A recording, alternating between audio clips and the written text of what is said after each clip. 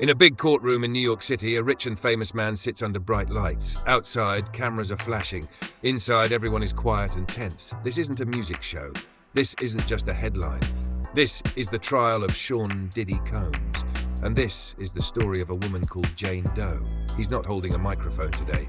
He's facing very serious charges. Sex trafficking, drugs, control, big crimes. A woman walks in to speak. No one knows her name, but she's ready to share the truth the world didn't want to hear. Before anyone talks, there's already trouble. A black woman on the jury is being questioned. The lawyers argue. Prossie didn't tell the truth. We don't trust her. You're only saying that because she's black. The room goes quiet. Everyone feels the pressure. Is this about Diddy, or is it about the justice system itself? Judge, we'll figure this out soon. Let's keep going. It's not just one man on trial, it's the system and whether it treats everyone fairly. I met Sean Combs in 2020. She walks in without a big entrance, no flashing lights, just her voice and her memories. I met Sean Combs in 2020. At first, he was nice. Then I got scared. She talks about money. He helped her business, bought her things, but she says she had to give up something big, her freedom.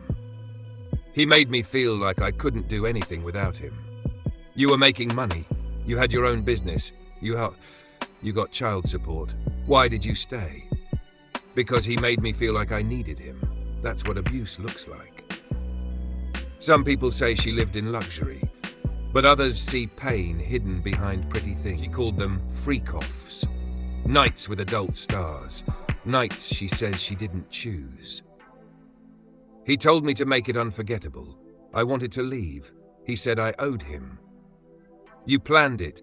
You gave it that name. You even posted about it. He trained me to do what he liked, even if it broke me. If someone says yes while scared or trapped, is that really a yes? Drugs made it easier. I felt like I wasn't really there. Diddy was always partying. She noticed something was off. His eyes looked yellow. His hands shook. She says she asked him to get help. I thought he was sick. He said he was fine, but something felt wrong. She later learned he was on Prozac. He talked about ketamine therapy. But Jane Doe says it wasn't about healing. It was about staying in control.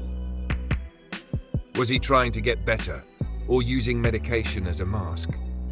For the prosecution, this showed a pattern of manipulation, that he had control over her mind and her body. But for the defense, it opened doubt. Maybe he was just sick, not dangerous. Maybe this wasn't abuse, but confusion. So, was it addiction or abuse by design? Yeah, we had sex on the yacht.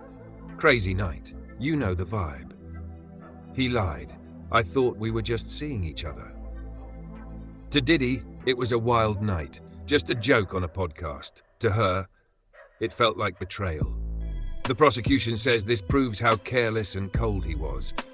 But the defense might argue this was just messy dating, not a crime. So, was she part of the lifestyle or trapped in something darker? Was this chaos or criminal? Was it love or was it a lie built on power? Her words shook the courtroom.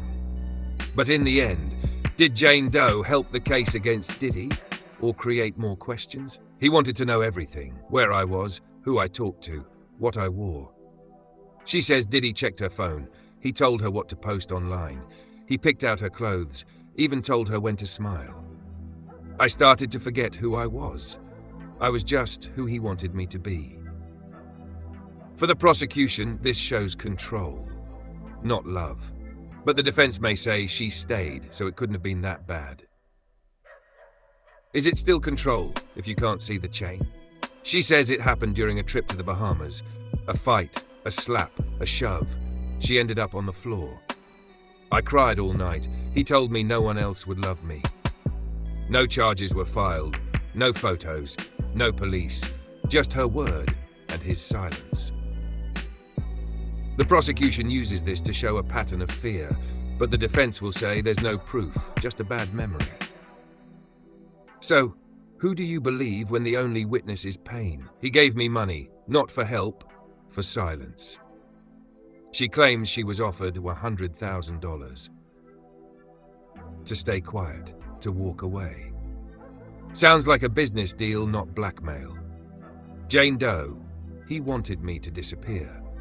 To the prosecution, this shows guilt, a payoff to hide the truth.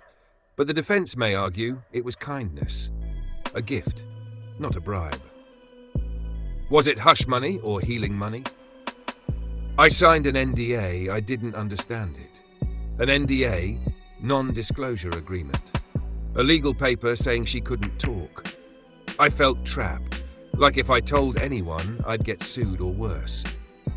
The prosecution says this proves how scared she was. The defense says she knew what she signed, and now she's breaking the deal. When silence is paid for, does it still count as consent? In the public eye, Diddy is a star. Fashion, music, awards, power. But behind the cameras, Jane Doe says it was all fake. He smiled for the world, but behind closed doors, he was someone else. The prosecution says fame covered up the truth. The defense says fame made him a target. Everyone wants a piece. Can you see the truth when it's hidden behind a spotlight? The courtroom is quiet now. Jane Doe steps down. Her voice lingers. Her story echoes. Was she telling the truth?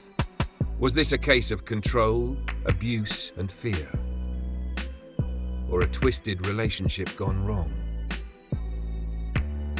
The prosecution says this is proof of a man who thought he was untouchable.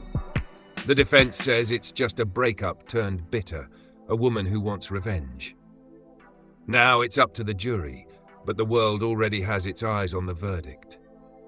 This was the Jane Doe testimony, and no matter what happens next, the silence has been broken.